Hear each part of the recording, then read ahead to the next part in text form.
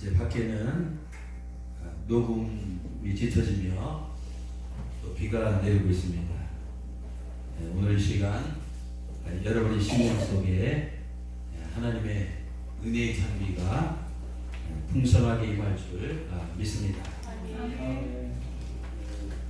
이번 주 토요일에 우리 교회는 이제 국내 성지 순례여행을 떠납니다. 목적지는 여수에 있는 손양원 목사님 순교 기념관입니다.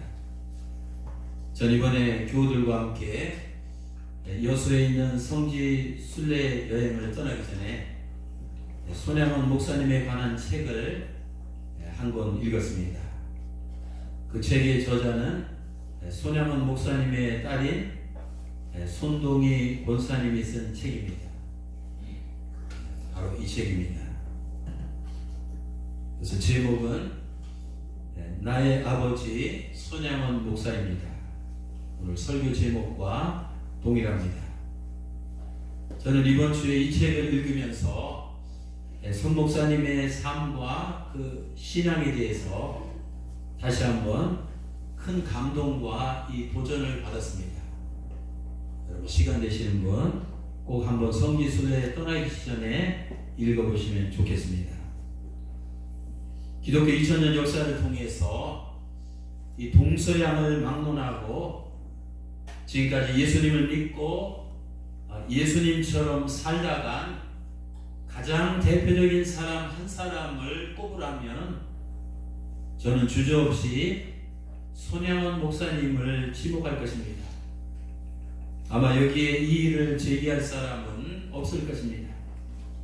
저는 이번 한 주간 동안에 이 책을 읽고 또 줄치고 묵상을 했는데 처음부터 마지막 페이지까지 쭉 있는 동안에 그 제 마음속에 끊임없이 이 떠오르는 그 5가지 이 질문들이 있었습니다.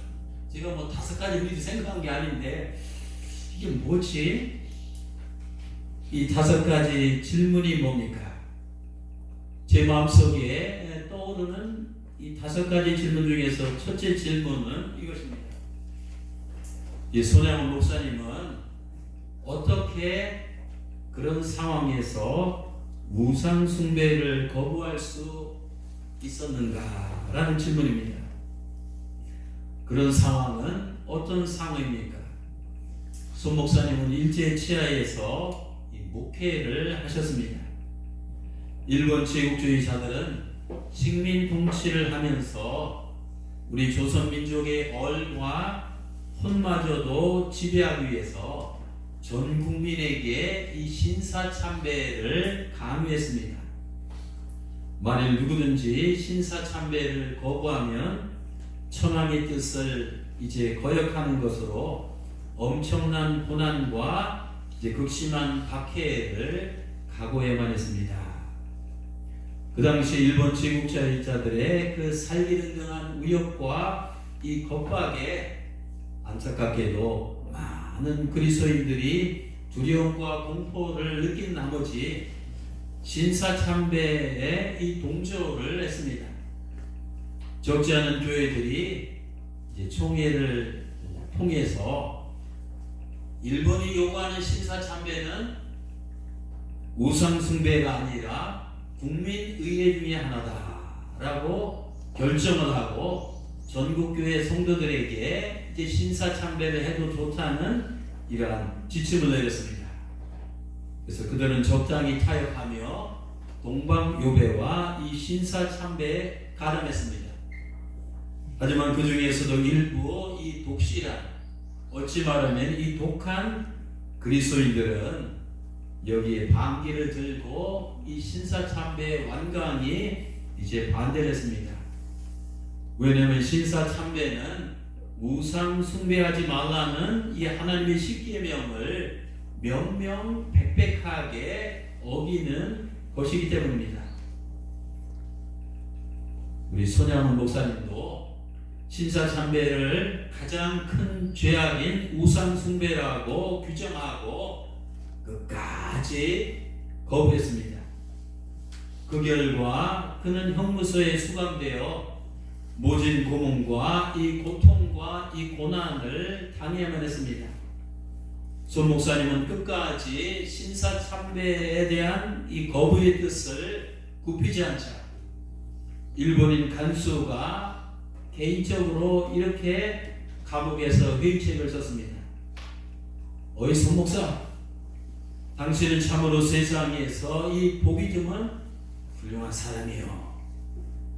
그렇게 훌륭한 사람이 밖에 나가서 이 보람 있는 일을 해야지 언제까지 이 어둠침침한 이 감옥에 갇혀 있을 셈이요. 당신이 지은 죄라고는 신사참배를 거부한 것뿐이지 않소. 그러니 이렇게 합시다. 당신이 앞으로 신사참배는 안 해도 좋으니 그냥 여기에다 신사참배를 했다는 그냥 지장만 하나 찍으시오. 그러면 당장 내가 당신을 옥에서 내보내 주겠어. 손 목사님 어떻게 했습니까? 이런 치하에 거절했습니다. 이제 제국주의 일본 이 관할 경찰서 이 세력들은 손 목사님이 끝까지 신사참배를 거부하자 종국에는 이 종신형을 선고했습니다. 종신형을 선고받은 후에 손 목사님은 이렇게 고백했습니다. 네, 좋습니다. 나는 감옥에 있어도 예수와 함께 살 것이고 밖에 나가도 예수와 함께 살 것인지 예수와 함께라면 어디든지 상관없습니다. 나는 감옥에 가둠은 나에게 유익이요 오히려 그것이 하나님의 축복입니다 라고 선언했습니다. 사랑하는 성도 여러분, 한 여인이 두 남자를 사랑할 수는 없습니다. 한 신부가 이 두 신랑을 사랑할 수는 없습니다. 만일 이 세상에 그런 여자가 있다면 그 여인의 사랑은 이 가짜입니다. 거짓입니다. 하나님에 대한 우리의 사랑도 이 마찬가지입니다. 우리가 성도로서 정말로 하나님 한 분만을 온전히 사랑한다면 하나님을 내 마음을 다하고 뜻을 다하고 정성을 다하고 이 목숨을 바쳐서 사랑한다면 손 목사님처럼 다른 신에게 내 마음을 빼앗길 수는 없습니다. 그 교회 안에서 예배도 드리고 예배가 끝난 다음에 교회 밖에서 신사참배를 할 수가 없는 것입니다. 두 마음을 품고 믿음생활, 신앙생활 하는 자가 있다면 그 사람의 신앙은 이 가짜입니다. 이 거짓입니다. 오늘날 우리들에게 현재 어느 누구도 신사참배를 강요하지 않습니다. 그런데요, 사랑하는 성도 여러분, 오늘날 우리가 이 땅에 살아가면서 하나님보다 이 더 사랑하는 것이 있다면 그것이 현대판 우상이고 하나님 대신 그 앞에 이 고개를 숙이는 것이 있다면 그것이 현대판 이 신사참배입니다. 무슨 뜻이냐고요? 여러분, 하나님보다도 이 돈을 더 사랑하면 그것이 우상이고 이 돈을 숭배하면 그것이 신사참배입니다. 하나님보다 이 사업 자체를 더 사랑하면 그것이 우상이고 이 사업을 숭배하면 그것이 신사참배입니다. 하나님보다 이 세상적인 성공을 더 사랑하면 그것이 우상이고 그것을 숭배하는 것이 신사참배입니다. 또 하나님보다 자식을 더 사랑하면 그것이 우상이고 자식을 숭배하다시피 하면 그것이 하나님 앞에서는 이 신사참배와 같은 것입니다. 두 번째 질문은 이것입니다. 이 손양원 목사님은 어떻게 그런 상황에서 이 감사할 수 있었는가? 여러분, 그런 상황은 어떤 상황입니까? 1948년 6.25 발발 2년 전 10월에 여수 순천 반란 사건이 일어났는데, 불행히도 그때 손양훈 목사님의 두 아들, 동신 19살, 동인 24살인 이 두 아들이 공산당 앞잡이에서 잔인하게 이 살해당하는 이 비극적인 참사를 당했습니다. 야, 내가 우리 사랑하는 우리 유진이하고 이 지민이가 이렇게 됐다면 어떻게 했을까? 눈이 뒤집어졌을 거예요. 이 손양 목사님은 하늘이 무너지고 이 땅이 꺼지는 이 생지옥 자체를 경험했습니다. 그래서 온 여수 순천이 그 두 아들의 총살당한 것을 보고 막 난리가 났습니다.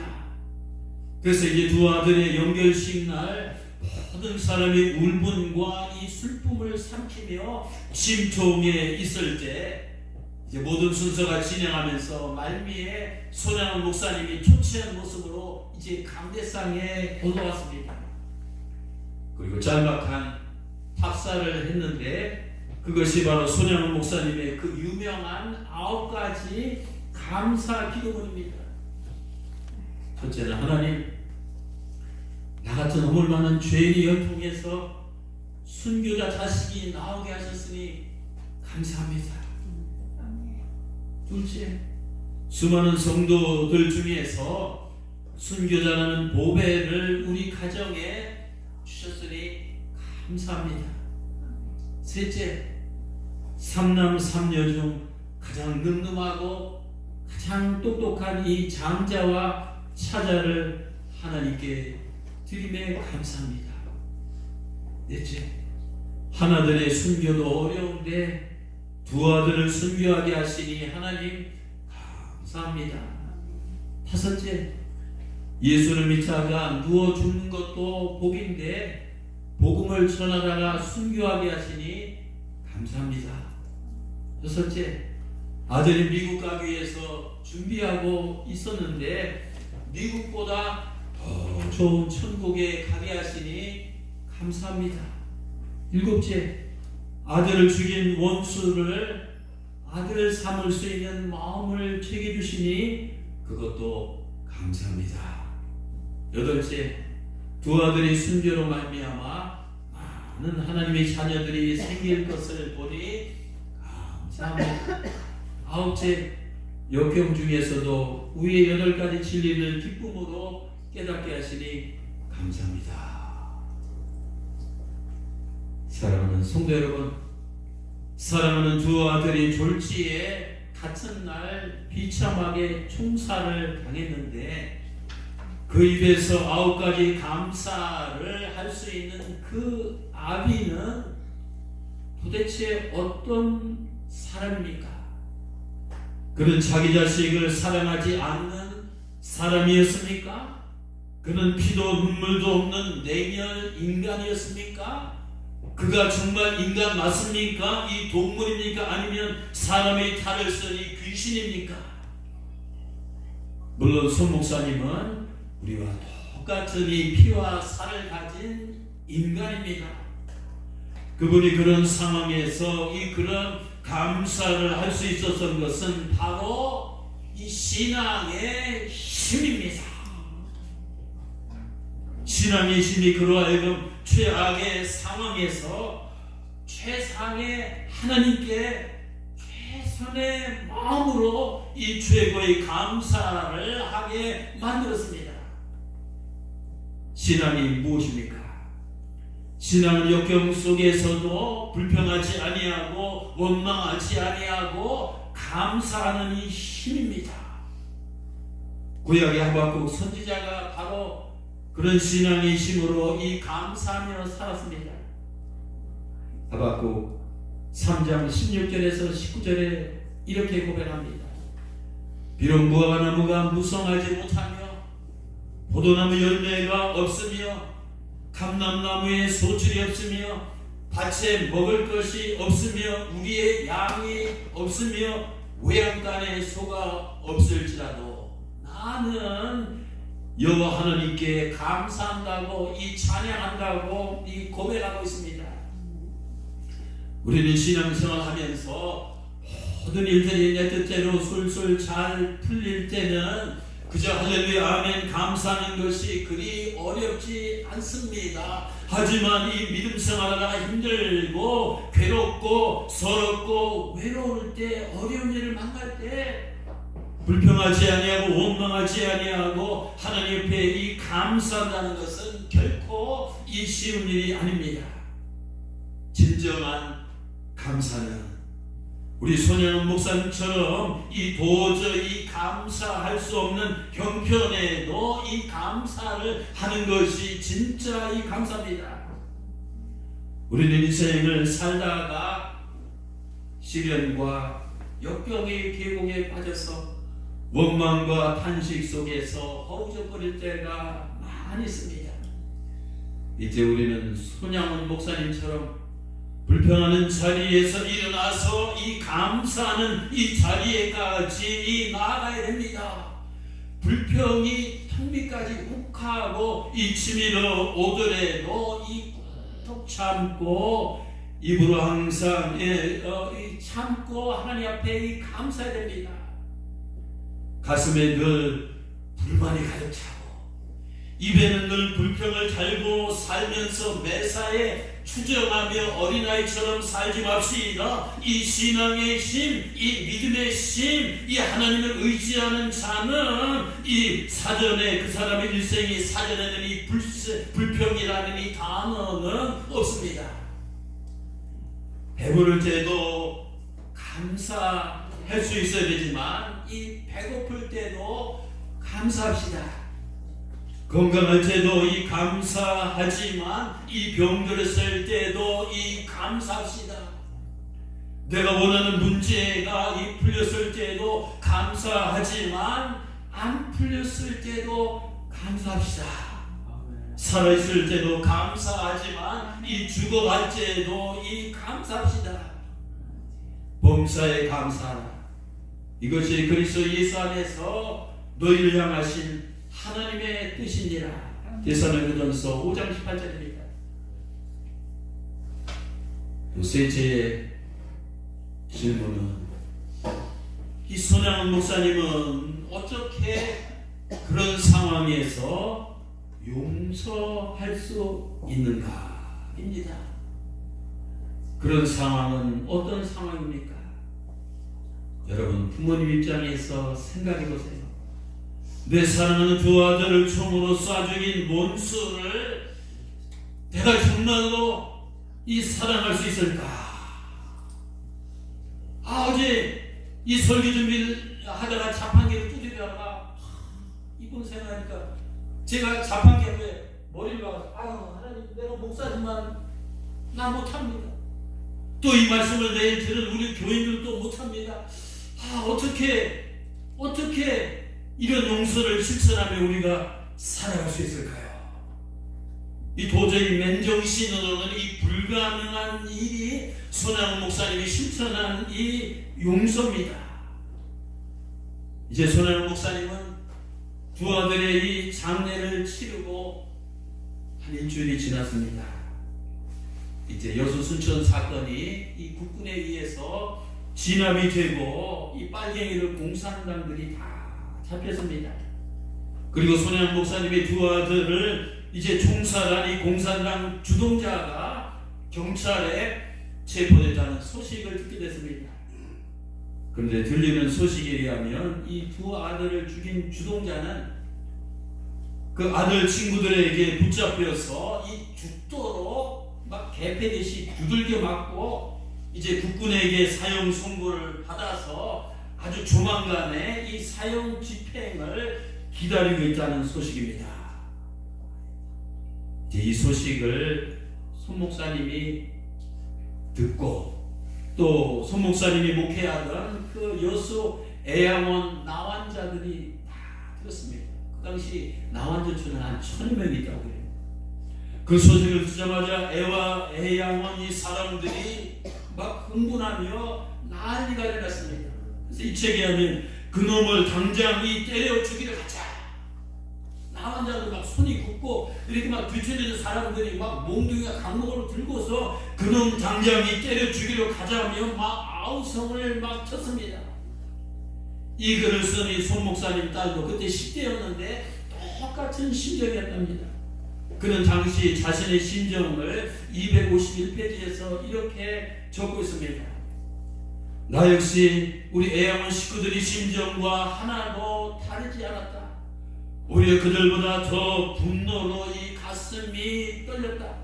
강철민 이 가명입니다. 아들을 죽인 그는 내게 있어서 죽어도 시원치 않은 철천지 왼수였다.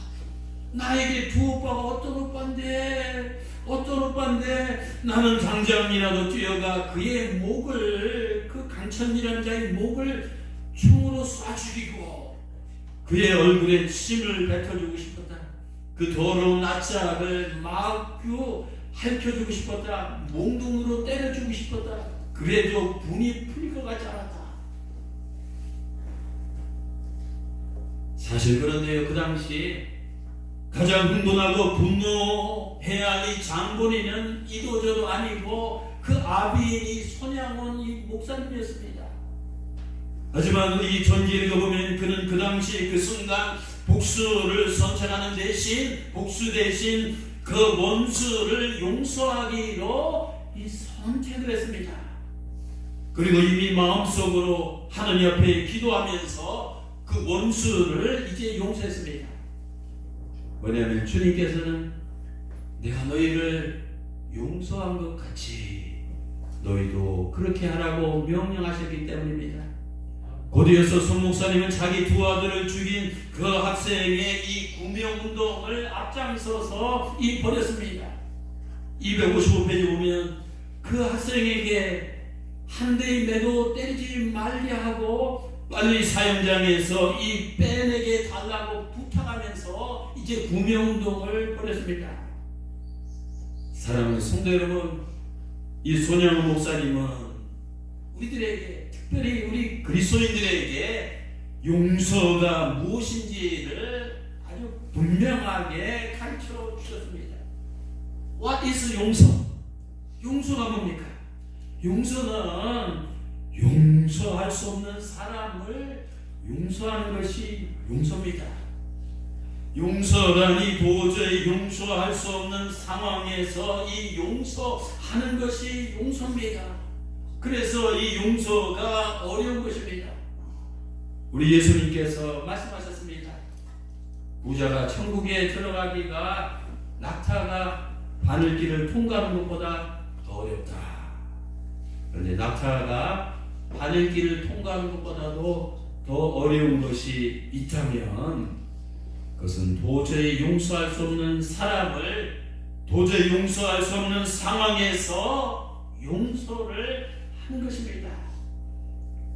여러분, 기독교는 뭡니까? 이는 이로, 눈은 눈으로 대응하는 이 복수의 종교가 아니라 이 용서의 종교입니다. 기독교는 이 악으로 갚는 증오의 종교가 아니라 오히려 악을 이 선으로 갚는 사랑의 종교입니다. 예수님은 십자가상에서 피를 철철 흘리면서 그를 못 박는 자들 향해서 이 마지막 이 드린 기도가 용서의 기도였습니다. 하늘아버지, 저들이 하는 것을 저들이 알지 못하나이다. 저들을 용서하여 주옵소서. 그렇습니다. 십자가는 용서의 상징입니다.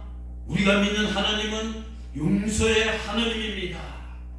그러므로 용서가 없는 신앙은 거짓 신앙입니다. 용서가 없는 믿음은 이 죽은 믿음입니다. 용서가 없는 기도는 가짜입니다. 용서가 없는 이 예물은 이 헛된 예물입니다. 용서가 없는 예배는 이 공연물입니다. 용서가 없는 크리스찬의 삶은 우위선입니다. 이 짝퉁입니다. 사기입니다.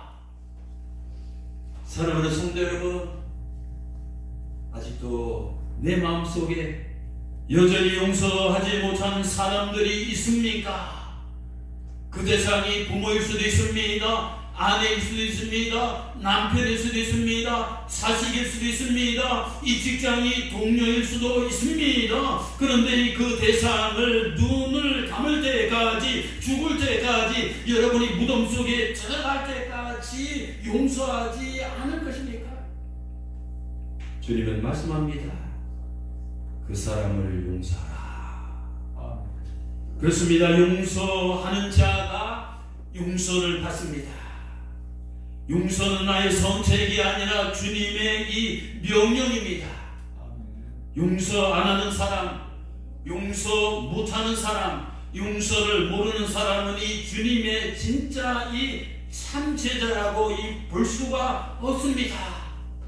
용서하는 자에게는 복이 있나니 천국이 저희 것이며. 넷째 질문은 손혜원 목사님은 이분은 어떻게 그런 상황에서 사랑할 수 있겠는가 합니다. 그런 상황은 어떤 상황입니까? 손 목사님은 연결식장에서 읽은 9가지 감사 중에서 7번째가 무엇인지 아십니까? 아들을 죽인 원수를 아들 삼을 수 있는 마음을 주신 것에 감사합니다. 손 목사님은 연결식장에서 자신이 고백한 대로 이 두 아들을 죽인 원수를 용서할 뿐만 아니라 한 걸음, 두 걸음, 10걸음 더 나가서 자기 양자로 이 삼기로 결심하고 실행에 옮겼습니다. 손 목사님의 딸은 이 책을 쓴 이 권사님은 그때 아버지한테 이 말을 듣고 이 기절 초풍을 하였답니다. 아빠, 원수를 용서하는 까지는 내가 받아들이는데 그런 강철민 그 원수 같은 자를 우리 아들로 받아들이면 내가 우리 두 오빠를 죽인 그 자를 오빠라 불러야 되고 그 자와 밥 먹고 어떻게 집에서 같이 살아요? 아빠, 왜 예수를 이렇게 변하게 믿어요? 절대 그건 안 됩니다. 이를 악물고 울고불고 하면서 양자로 삼을 것을 아주 결사적으로 극렬하게 반대했답니다. 이렇게 길길이 지는 이 딸에게 손 목사님은 차분한 목소리로 이렇게 다가갔습니다. 이분이 동인데, 동이야, 성경 말씀에, 하나님 말씀에 원수를 사랑하라고 하였다. 그러나 용서만 가지고는 안 된다. 즉 그 학생을, 그 원수를 살려주는 것만으로는 이 부족하다는 뜻이다. 원수를 사랑하라고 했으니 아들을 삼으려는 것이다. 십계명의 제1계명과 2계명이 우상 숭배하지 말라는 하나님의 명령이라며, 원수를 사랑하는 말씀도 똑같은 하나님의 명령인데 내 어찌 우상 숭배하지 말라는, 신사 참배하지 말라는 그 명령은 순종하면서 원수를 사랑하라는 그분의 그 명령은 순종치 않는단 말이냐. 그보다 더 큰 모순이 어디 있겠느냐. 너무나 감동적인 이제 훌륭한 신앙인의 이런 신앙의 이 선언입니다. 여러분, 용서는 눈 한 번 딱 감고 입술을 한 번 질끈 깨물고 한 후에 잊어버리면 끝납니다. 어찌 말하면 이 원수를 용서하는 건 어찌 보면 쉬운 일입니다. 하지만 그 원수를 내 품에 안고 아들로 삼아서 평생 사랑을 퍼부으며 한 집에서 이 같이 살 수 있다는 것은 참 이거 힘든 일입니다. 하지만 놀랍게도 이 손양훈 목사님은 그렇게 하셨습니다. 이제 강철민 그 win수 같은 그 아들 친구는 이제 사형장에서 풀려 나와서 이분 딸의 증언에 하면 자기 아버지 사랑을 독차지했답니다. 그래서 손 목사님은 어디 갈 때마다 그 아들을 데리고 다니면서 그 말끝마다 우리 철민이 하면서 그를 감싸주고 기도해 주겠답니다. 여러분, 손 목사님은 이 기독교에서 얘기하는 예수님께서 말씀하신 러브, 그 사랑이 그 무엇인지, 그 실체가 무엇인지 우리에게 직접 이 생생하게 행함으로 이 가르쳐 주셨습니다. 사랑은 친구만 사랑하는 것이 아니라 외수까지도 이 사랑하는 겁니다. 사랑은 그저 말로만 하는 것이 아니라 이 행동으로 하는 것입니다. 이 사랑은 교회 안에서 부르짖는 것이 아니라 우리 삶을 통해서 하는 것입니다. 사랑은 한순간 업돼서 피를 받아서 한순간만 하고 끝나는 것이 아니라 끝까지 이 행하는 것이 바로 사랑입니다. 우리 집 식탁에 고린도전서 13장 사랑장이 컴퓨터로 뽑아서 액자를 이렇게 해놨습니다. 제가 우리 아식 그 얼굴 보고 그거 보고 그러면서 30일 전에 살아왔는데, 그래서 어제도 오늘 아침에도 쭉 보면서 야 고린도전서 13장 사랑장에 있는 그 예수님의 말씀을 정말 그대로 행한 분이 바로 우리 손양원 목사님이구나, 이런 생각이 들었습니다. 내가 사람의 방언과 천사의 말을 할지라도 사랑이 없으면 소리나는 구리와 울리는 괭가리가 되고, 내가 예언하는 능력이 있어 모든 비밀과 이 모든 지식을 알고 또 산을 옮길 만한 이런 거창한 믿음이 있을지라도 사랑이 없으면 내가 아무것도 아니요. 내가 이런 모든 것으로 구제하고 또 내 몸을 불사르게 내어줄지라도 이 사랑이 없으면 내게 아무 유익이 없느니라. 사랑은 오래 참고, 사랑은 온유하며, 시기하지 아니하며, 사랑은 자랑하지 아니하며, 교만하지 아니하며, 무례행치 아니하며, 자기 유익을 구하지 아니하며, 성내지 아니하며, 악한 것을 생각지 아니하며, 불의를 기뻐하지 아니하며, 진리와 함께 기뻐하고, 모든 것을 참으며, 모든 것을 믿으며, 모든 것을 바라며, 모든 것을 견디느니라. 아멘. 마지막 5번째 질문은 뭡니까? 손양원 목사님은 어떻게 그런 상황에서 이 전도할 수 있는가입니다. 그런 상황은 어떤 상황입니까? 공산 지하 시절에 손 목사님과 함께 감방을 썼던 죄수가 있는데, 손 목사님의 이 순교한 두 아들의 친구, 이 김창수라는 이 친구입니다. 그 사람의 증언이 여기에 기록이 됐습니다. 손 목사님은 구치소에서 구타와 이 고문으로 이 초죽음에 대해서 벌레처럼 짓밟히고 벌레처럼 이 감방에 버리심을 당했답니다. 근데 손 목사님은 두들겨 맞은 아픔 때문에 잠도 제대로 이루지 못하고 이 고열과 이 고통에 시달렸답니다. 그런 상황에서조차도 막 손 목사님 그 입에서는 감방 사람들 향해서 이렇게 말합니다. 여러분, 예수님 믿고 이 천당 갑시다. 예수님 믿고 이 천당 갑시다. 이렇게 손 목사님은 눈만 뜨면 죄수들에게 전도하니까 이 교도소 이 빨치산들은 손 목사님이 이 전도하지 못하도록 이 독방에 이 감금을 시켜놨습니다. 제6의 사례 중에 전세가 풀려지자 공산당들은 후퇴하면서 여수 감옥에 있는 죄수들을 한밤중에 10명씩 포승줄로 묶어서 어딘가로 끌고 갔습니다. 공산당들은 이국으로 도주하면서 죄수들을 모조리 총살시키려는 그런 의도였습니다. 그때 손 목사님도 포승줄에 굴비처럼 엮이고 묶여서 끌려가고 있었습니다. 한밤중입니다. 끌려가면서 손 목사님은 그런 상황에서 자기를 끌고 가는 이 빨치산 이 공산당에게 입을 열어서 전도를 하셨습니다. 전도를 받은 그 공산당은 손 목사님을 향해서 이렇게 비아냥거리며 조롱했습니다. 오라, 네가 바로 감방 안에서 전도한다는 그 손 목사구나. 도대체 너는 왜 그렇게 전도를 하냐? 그 이유가 뭐냐? 이렇게 물었습니다. 이때 손 목사님은 대답했습니다. 예수 믿고 천국 가자는 것이지요.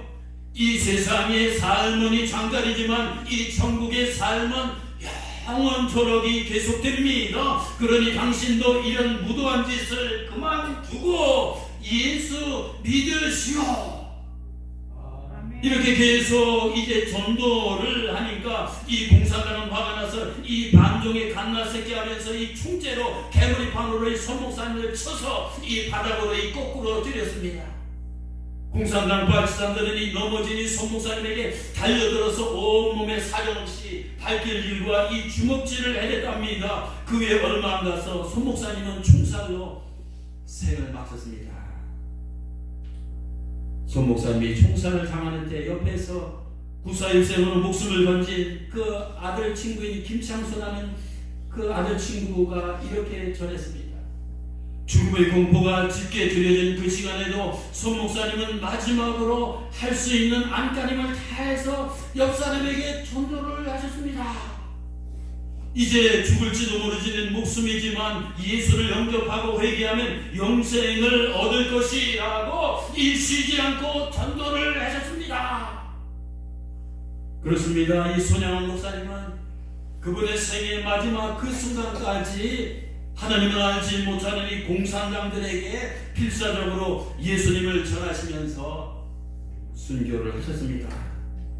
손 목사님은 마지막으로 숨을 거두는 순간 옆에 아들 친구를 만나서 장수군 기도하면 하나님이 다 도와주시오. 그리고 우리 천국에서 만나세 라는 말을 남기고 이제 숨을 거두셨답니다. 어제 토요일 오후 4시에 방아다리 공원에서 솜사탕 전도가 있었습니다. 저는 설교 준비가 안 끝나서 중간에 비가 부슬부슬 오는데 이 전도 현장에 나갔습니다. 조금 늦게. 그때 부목사님의 아들 민성이 아시죠? 3학년인가요? 민성이가 저를 쳐다보더니만 대뜸 이런 말을 합니다. 목사님 어디 갔다 오세요? 저는 그 소리가 마치 왜 이렇게 늦게 나타나느냐는 이 주님의 이 죽음 소리 좀 들렸어요. 어떻게 하더라고요? 어디 여러분 일주일 동안 어디 갔다 오셨습니까? 우리가 이 다음에 세상을 떠나서 이 주님 앞에 섰을 때 주님께서 우리 각자에게 분명히 물으실 겁니까? 너는 어디서 무엇을 하다가 왔느냐? 여러분 이 세상 사는 동안 평생 이 돈만 벌다가 이 돈독에 이쩌러 있다가 이 주님 앞에 가시겠습니까? 또 평생 이 장사나 이 사업만 하다가 이 주님 앞에 가시겠습니까?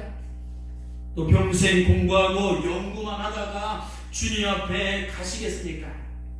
아니면 평생 맛집만 찾아다니다가 평생 멋짐만 찾아다니다가 그저 육신만 위해서 먹고 마시고 즐기다가 이 주님 앞에 가시겠습니까? 예수 믿지 않는 사람은 이렇게 살아도 됩니다. 그러나 교회 다니고 예수님을 믿는 이 주님의 이 참된 이 성도들은 이런 인생을 살다가 이 주님 앞에 간다면 참으로 그것은 부끄러운 인생입니다. 이 책망받을 인생입니다. 이 다음에 천국에 당도했을 때 어디 갔다 왔느냐 라는 주님의 음성에 나는 과연 무엇이라고 이 당당하게 자신있게 대답할 것입니까? 우리 손양원 목사님처럼 전도하고 옵니다. 영혼을 구원하다 옵니다. 이렇게 대답하시는 우리 모두가 되시기를 주님의 이름으로 축원합니다. 이제 주님께서 오늘 본문을 통해서 말씀하셨습니다. 내가 진실로 진실로 너에게 이르노니 한 알이 미리 땅에 떨어져 죽지 아니하면 한 알 그대로 있고 죽으면 많은 열매를 맺느니라. 죽어야 됩니다.